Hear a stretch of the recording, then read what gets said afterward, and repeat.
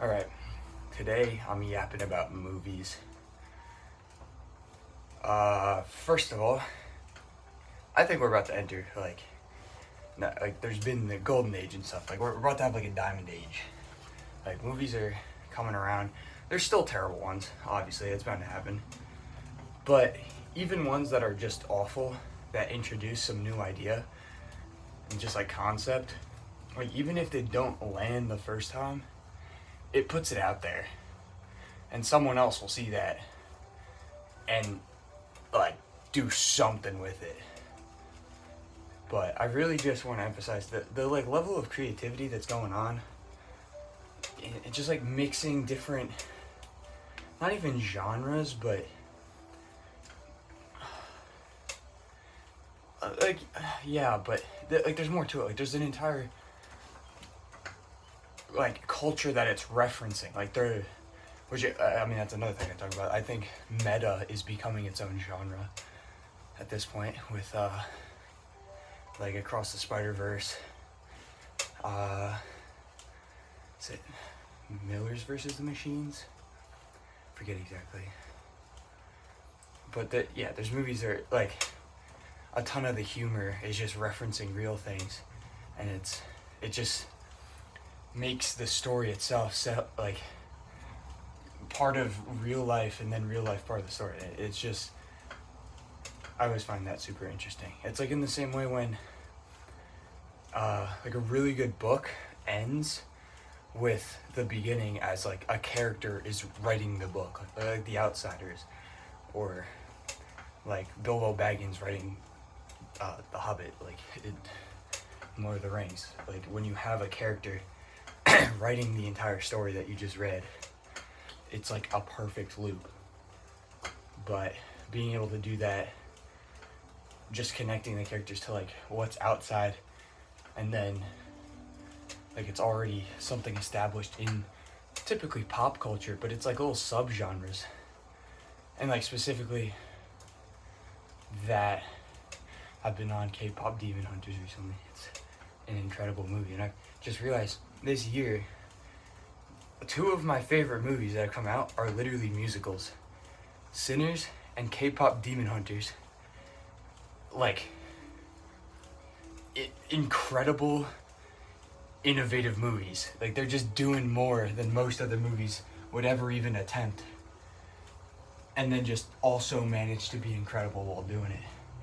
Like, the whole "I lied to you" sequence in Sinners, just the choreography in the one take, like long shot, just spinning around, and then with the roof burning down, like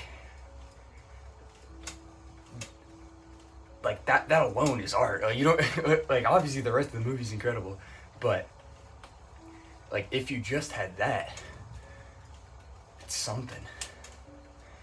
And then I really wish I saw it in theaters. Frankenstein, Guillermo del Toro. I was excited for that coming out. Like, that was on my list, but I've been so busy, and unfortunately I waited till it was on Netflix. Like, I wasn't paying attention to the release date. Like, I kind of just saw it a while ago that was being made, and I'm like, oh, yes. And now that I haven't even finished it, I'm gonna finish it today. I watched like 2 hours of it the other night and started falling asleep. I was tired, so I'm gonna finish it. But like, even just the opening, I couldn't I follow a lot of just like film accounts on like Instagram, like people, like memes and stuff, and I couldn't tell if it was ironic or like, I don't know, because it's hard to tell when a movie's actually incredible, or if they're just like, it's kind of bad and they're joking about it being this incredible, because that's also the case so often, especially like Letterboxd. Like, you can never tell if people are being serious or if it's just, I don't know.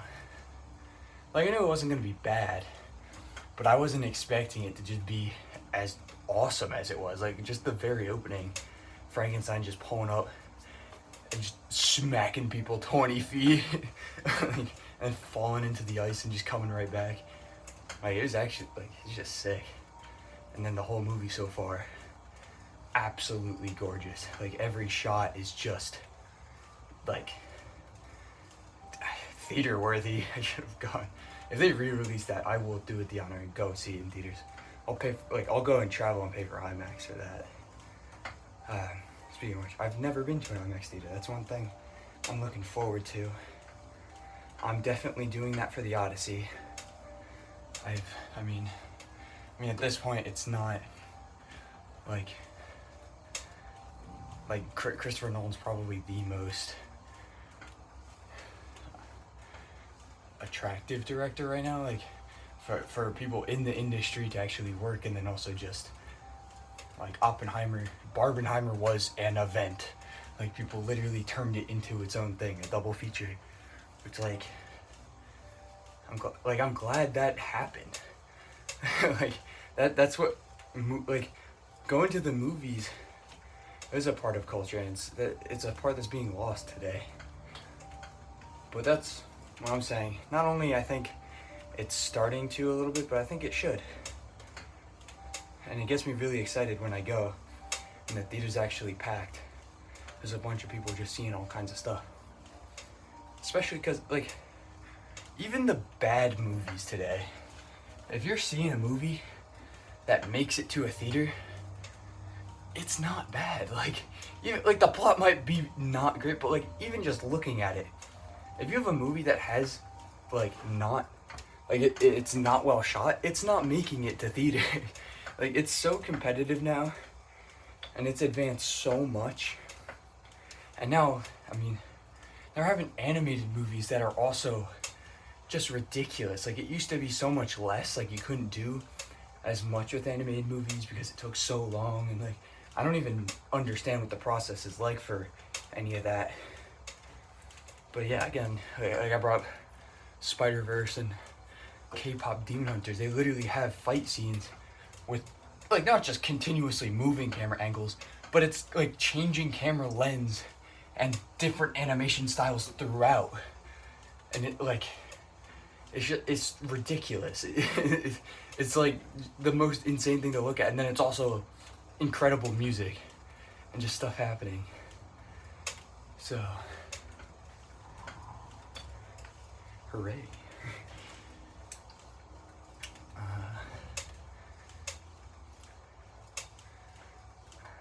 What else?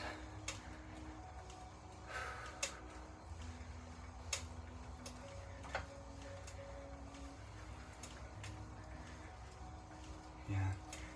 Well, let's talk to my training a little bit. If anyone actually is 8 minutes into this, hopefully you care enough. I am biking right now, if you can tell. Just a nice, easy 2-hour Zone 2 bike. Yesterday I did 3 tempo miles again, like a warm up, and then 3 tempo miles with a minute rest in between, like 6:30, 6:25, 6:20. And I'm doing, next week is Thanksgiving. Doing the turkey trot on Thanksgiving Day. It's a 5K, and I would really like to get a 19:30. I'm not sure how realistic that is. I'm gonna, like, rest up and, like, prepare well for this next week up until it, but I don't know. It's really just seeing where my 5K's at, if anything.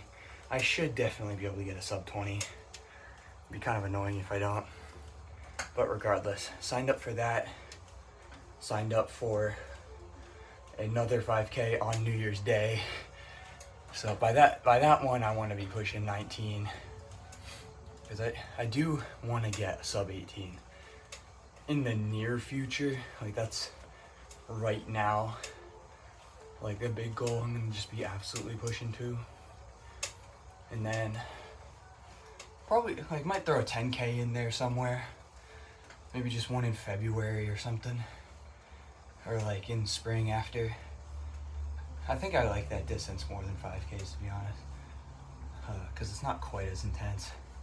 Like, obviously it's longer, but a 5K is basically like an all-out effort, but it's long. Like an all-out mile, yeah, is a little more intense, but it's a third. So like a 5K is basically that, but 3 times longer. That's just kind of how I feel about it. But yeah, I should make a tier list of movies that I see each year. That's something I actually really enjoy. And just theater experiences. So that's actually interesting. Sinners wasn't the greatest theater experience my first time, because I was with some friends that like, they don't get, I don't know, that weren't too enthused and were just kind of taken out of it. And there were like people talking and stuff. It just wasn't the greatest audience to be there for it. So I appreciated the movie and could tell how great it was and looked and acted and like everything, but it wasn't the magic that like would become for me and should have been. But I saw it again, like on my own, just at home. But then I went to another viewing of it at my school. Had this little event, which is pretty cool, and that was a good viewing experience because a lot of people haven't seen it for the first time, and like every joke was laughed at. People literally like clapped. Like that's what I was talking about. Like actual movie theater culture. Like it makes a difference. You belong. It's not just, oh, I went and watched movie. Like you can do that at home. Like yeah, it's on a bigger screen, but the unified audience getting that movie together, like it's like I just said, together. You're doing something not just with yourself, and it should make it better. And it's really awful when it doesn't, because the audience can ruin a movie too. Like you could throw on the best movie and people are just talking the whole time. Like that's awful. It should not be the case. But yeah, what else? I saw Bring Her Back, I think like right at the beginning of June. That movie was rough. Like it was pretty scary. And I saw so much of the media like leading up to that, and just like people's reactions were like nothing spoiling, but there's people were just saying like there's literally a part where it's like you can't look away, but you also don't want to watch. Like you, like it will make you literally like cover your eyes, and it did. And okay, well, spoiler warning. I'll put like skip past 10 seconds. There's a kid, like you're just stressed out the whole time because there's a kid with a knife, but it's so much worse than anything you imagine. He literally has the knife and he's just chomping on it, going up his face. And yeah, but hopefully you could skip to here, and you're good. This isn't spoiling anything. So I could talk more about the Saw franchise actually, which I just rewatched all of this year. A lot of the worst traps in that aren't like the most fatal, or the worst things to watch aren't the extreme, like just getting chopped in half and stuff. Like yeah, that's awful, like that's pretty rough. But the things that literally make you like cringe and are like disturbing are the things that you can actually understand the experience of. So like the needle pit, everyone has had a shot. The needles in Saw is one of the worst things to watch. Like even though it's not that bad in comparison to most of the other stuff that happens, it's like you can actually feel it. Or yeah, like anything with teeth, or I mean the hook is the worst one in Saw. But another one I saw this year, Warzone. I think that was March, maybe February. But that was pretty cool. Not really, like I try not to have like really any idea of what a movie is going in, unless it's like, I don't know, if it's like a slash or like just a kind of like fun horror movie. I kind of like to get somewhat of a premise or just like hear reviews about it, because it's, I don't know, if it's like kind of just not great anyway and my expectation is something completely different, it makes it a little worse. Like it's better to have somewhat of an idea and then it like fulfills that expectation. And it's like, okay, that's good. But if it's like any other movie that I'm just there for whatever experience it has for me, I like to go in with nothing. So Warzone, like, I expected a war movie, but I didn't understand that I was gonna go in and there was gonna be no real overarching narrative. It's just a war zone, and it was real and loud, and it was very good. That might be it for the ones I've seen in theaters. Oh wait, no, I saw Together and The Conjuring with my girlfriend. The new Conjuring was incredible.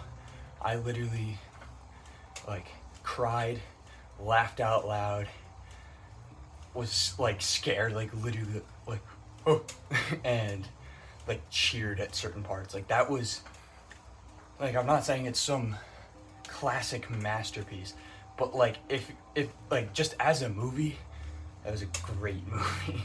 It hit everything it needed to, and there was some awesome it was such a tight script. Everything was set up, and every little scare, it's it's so obvious it's gonna be there, and then it just everything was a bait and switch, where it's setting something up and then something else, but then it still came back to that, and it worked every time, and it just, yeah, absolutely loved that one.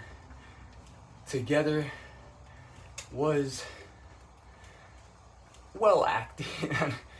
I don't know, it was pretty cool, kind of a funky concept, I guess. But also just completely changed in tone, throughout. The beginning was actually trying to be scary, and then it just turned into I don't know, some goofy horror comedy, which still kind of worked. It was fun, but just kind of, I don't know,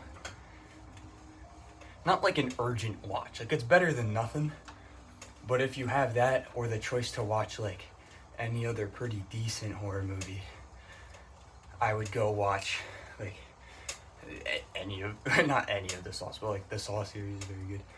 The Witch, Sinister, Hereditary, it's a very good one.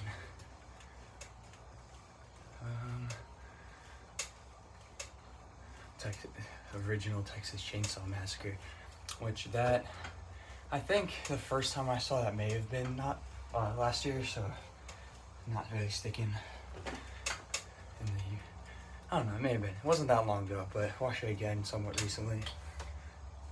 That's just,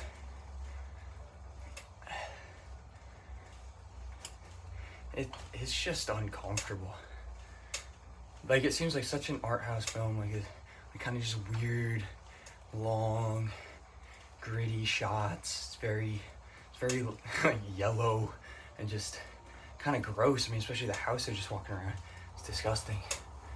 But if you immerse yourself into that movie and identify with the characters, I can't really imagine a worse experience for a final girl to go through.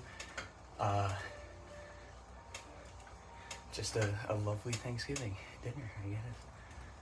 Speaking of which, Thanksgiving's next week. I am excited for that. But you know what? I'll hold myself to that. I gotta watch Planes, Trains, and Automobiles, because I was just thinking, there's really no Thanksgiving movies. And that's one I actually have been recommended that I haven't got to. So, I mean, I consider Sam Raimi's first Spider-Man movie a Thanksgiving movie. You got that scene, you got familial tension. But, yeah, a lot more Halloween and Christmas movies. So, I think I'll leave it there. Yeah, it's almost 20 minutes. I do gotta come in with some actual stuff and a person. I wanna Ryan, if you watch this, and I've been talking to you, we need to actually collab, have your bike mentality videos or podcasts, whatever you're calling it. But we need to do this because we are. So I'll leave it there. Have a good one.